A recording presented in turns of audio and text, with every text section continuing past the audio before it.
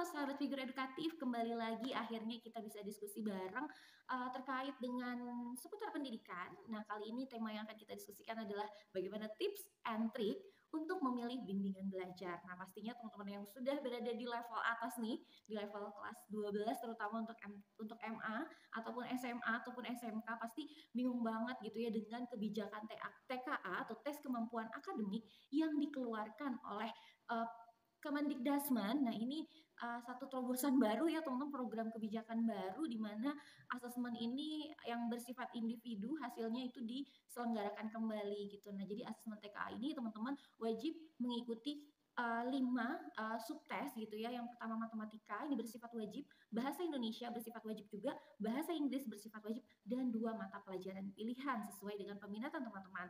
Nah, jadi pastinya teman-teman kaget banget dengan kebijakan baru ini, dan salah satu cara strategi untuk sukses di TKA ini salah satunya adalah teman-teman ingin mengikuti bimbingan belajar ataupun kelas tambahan. Nah, gimana sih cara menentukan gitu bimbingan belajar yang tepat dan sesuai kebutuhan kita? Yang pertama, teman-teman lakukan dulu screening terkait dengan kredibilitas dari bimbingan belajar. Nah, tentunya teman-teman bisa melakukan screening dulu, dilakukan list, jadi dibuat listnya, ada banyak bimbingan belajar apa aja gitu, jadi ada banyak bimbel, kemudian dilihat yang memang kredibilitasnya tidak diyakini atau kredibilitasnya kita ragukan gitu ya, atau bahkan kita nggak tahu testimoninya sama sekali terkait bimbel itu, ataupun bimbel yang baru buka gitu ya. Tapi bukan berarti yang baru buka nggak bagus juga ya teman-teman ya gitu, cuma berarti kan kalau baru itu antara sukses atau mereka masih menguji cobakan program gitu. Jadi kalau menurut saya pribadi gitu, lebih baik kita pilih yang kredibilitasnya sudah jelas aja gitu. Nah, itu yang pertama. Kemudian yang kedua, teman-teman bisa cari tahu tentang program yang ditawarkan oleh bimbingan belajar tersebut. Jadi apa aja sih, berapa kali pertemuan, kemudian bagaimana sistem belajarnya gitu, apakah teacher centris atau tentornya yang benar-benar full mengajarkan, membimbing gitu, ataukah ada bagian dari project dan lain sebagainya gitu, apakah ada cara-cara cepat gitu ya yang ditawarkan yang menjadi unggulan dan lain sebagainya. Pokoknya segala program itu teman-teman list gitu, apa saja yang ditawarkan, kemudian fasilitasnya apa saja teman-teman list juga. Jadi selain programnya, kemudian fasilitasnya teman-teman list juga, kemudian penawaran-penawarannya gitu ya, bagaimana program ini bisa berjalan dengan baik gitu ya. Bahkan beberapa bimbingan belajar memberikan garansi uang kembali gitu ya, tapi ada syarat dan ketentuan yang berlaku. Nah, itu juga dipelajari syarat dan ketentuan yang berlaku itu apa aja. Jangan sampai teman-teman nanti merasa bahwa merasa safety gitu ya, oh tenang aja kalau nggak lulus uang kembali, jadi nggak ada ruginya. Nah, tapi syarat dan ketentuannya teman-teman belum baca gitu ya. Nah, itu harus benar-benar digali lebih dalam gitu ya. Apa saja sih persyaratan lebih lanjutnya gitu ya untuk uang kembali itu, untuk ketika tidak lolos di perguruan tinggi negeri yang teman-teman inginkan ataupun teman-teman cita-citakan. Nah, kemudian ya berikutnya adalah cek kualitas pengajar gitu. Tentor-tentornya tuh lulusan mana saja sih gitu ya.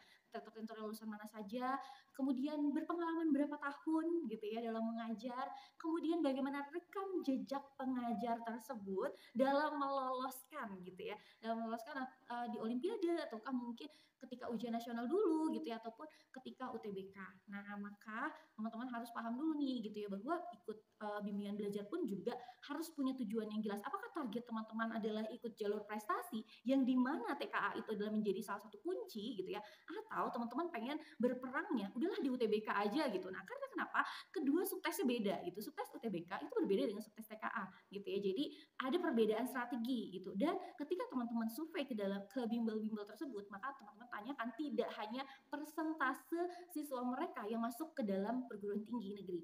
Nah, tapi detail. Oke, misalnya mereka mengklaim bahwa 85% gitu ya, 85% siswa mereka itu masuk ke perguruan tinggi negeri yang mereka incar gitu. Nah, maka breakdown lagi. Tanyakan 85% itu melalui jalur apa saja gitu ya. Berapa persen dari SNBP, berapa persen dari SNBT, berapa persen dari jalur mandiri gitu. Nah, mandirinya pun di cross check lagi, tanyakan lagi, diminta lagi datanya, jalur mandiri prestasi itu berapa persen, jalur mandiri skor UTBK berapa persen, dan jalur mandiri tes berapa persen yang lolos kemungkinannya. Nah, kenapa? Karena ini akan jadi acuan dan pertimbangan teman-teman ketika teman-teman akan melalui jalur masuk tertentu gitu ya. Jadi ini data yang sangat penting. Teman-teman bisa komparasi jadi lebih detail lagi gitu ya. Misalnya teman-teman targetnya di SNBP gitu ya. Di SNBP otomatis TKA gitu. Maka cari yang rekam jejak sebelumnya untuk meluluskan ujian nasional, mereka rata-rata nilainya tertinggi gitu ya. Jadi gunakan data-data di tahun mungkin sebelum pandemi Covid ya, gitu terakhir kali ujian nasional gitu. Nah, tapi itu data yang sedikit representatif menurut saya untuk bisa mengkomparasi gitu ya. Kalau misalnya memang targetnya adalah TKA gitu. Tapi kalau target UTBK, maka perbandingannya adalah bandingkan bagaimana persentase siswa mereka yang lolos melalui jalur tersebut dan juga jalur-jalur mandiri lainnya gitu. Jangan sampai mereka mengklaim 85% siswa mereka lolos ke perguruan tinggi negeri yang diimpikan, tapi padahal melalui jalur SNBP mayoritasnya dan juga jalur mandiri prestasi. Nah, FYI buat teman-teman semua bahwa kita tahu bersama bahwa SNBP dan jalur mandiri prestasi itu biasanya nilai raport dan prestasi. Yang dimana mandiri raport itu, dimana nilai raport dan prestasi itu biasanya itu adalah produknya dari sekolah gitu ya. Jadi bukan produk sepenuhnya dari bimbingan belajar. Nah, maka kita harus pintar-pintar mencermati nih, jangan sampai mereka membranding yang bagus tapi sebenarnya ketercapaian kesuksesan mereka itu pada jalur yang kita inginkan itu sebenarnya masih minimalis gitu. Nah, maka kita harus detail cek, kemudian cara ngeceknya gimana, yaitu dengan melalui testimoni gitu. Tapi bukan testimoni yang mereka share gitu ya, tapi testimoni dari kenalan kita, dari guru-guru kita mungkin bisa jadi juga ataupun dari keluarga terdekat kita gitu. Testimoni itu jadi pertimbangan karena testimoni itu adalah review jujur gitu ya. Bagaimana experience mereka gitu ketika belajar di bimbingan belajar tersebut gitu ya. Yang kita nggak akan bisa dapetin ketika kita hanya survei 1-2 hari gitu. Kalau mereka sudah menjalaninya, nah itu akan lebih utuh lagi. Jadi lebih dan kurangnya sekiranya bisa ditanyakan dan mana ya yang kira-kira sesuai tujuan dan kebutuhan kita gitu. Jadi teman-teman penting banget untuk menetapkan hal tersebut gitu. Kemudian berikutnya adalah silahkan cari bimbingan belajar yang memang memiliki layanan ekstra gitu ya. Layanan ekstra dalam artian ketika teman-teman membutuhkan konsultasi belajar gitu ya, ini terakomodasi dengan baik gitu dengan kehadiran tentor-tentor yang juga kredibel gitu ya. Jadi tentor-tentor yang juga kompeten di bidangnya, tidak hanya tentor yang seadanya gitu. Jadi pastikan apa yang teman-teman pilih itu adalah yang worth it untuk teman-teman mengeluarkan uang lebih bahkan lebih banyak lagi gitu ya.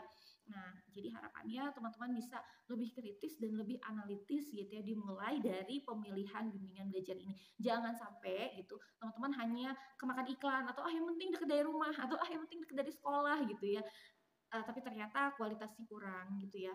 Sedikit lebih jauh dari rumah itu nggak apa-apa kalau memang kualitasnya lebih baik gitu ya.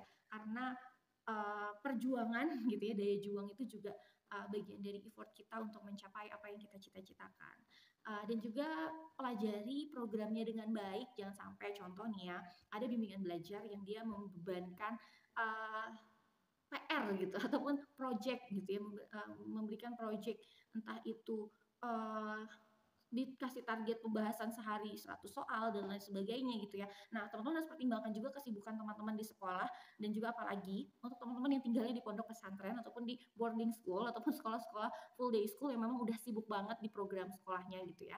Jadi ketika teman-teman tidak maksimal gitu ya, tapi teman-teman ambil program itu gitu, maka bisa jadi efektivitas dan efisiensinya berbeda. Contoh misalnya dia dengan program yang dia tawarkan gitu ya di kelas drilling soal dan lain sebagainya, terus di rumah pun masih diberikan PR project ngerjain soal dan pembahasan dan lain sebagainya yang ditulis tangan semisal gitu ya. Nah, tapi ternyata teman-teman nggak punya waktu untuk melakukan hal itu gitu ya, terkendala gitu misalnya misalnya di boarding school gitu ya, dengan kegiatan lain-lainnya gitu keasramaan.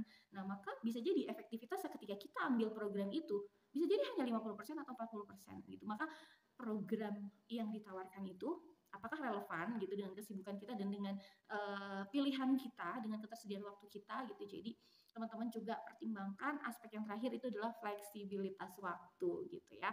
Kenapa? Karena tetap kewajiban utama teman-teman adalah bersekolah gitu. Kalau misalnya dapat bimbingan belajar yang bisa fleksibel, mengatur jadwal sesuai dengan kesibukannya teman-teman, nah itu lebih bagus lagi.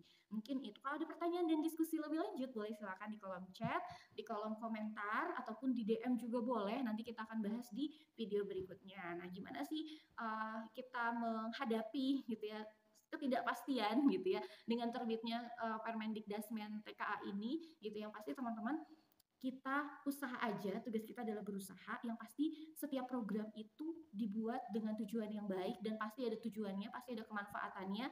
Jadi meskipun tidak diwajibkan, baiknya seperti apa, baiknya ikut aja, nggak ada ruginya teman-teman. Ya, jadi lebih baik jaga-jaga supaya kita tidak terhambat ketika mendaftar studi lanjut gitu ya. Dan juga kemudian untuk mengukur apakah yang selama ini kita pelajari itu sudah bisa bersaing secara nasional gitu. Jadi mengukur kemampuan diri, apakah kita sudah layak untuk bersaing secara nasional gitu dengan siswa-siswi lainnya se-Indonesia.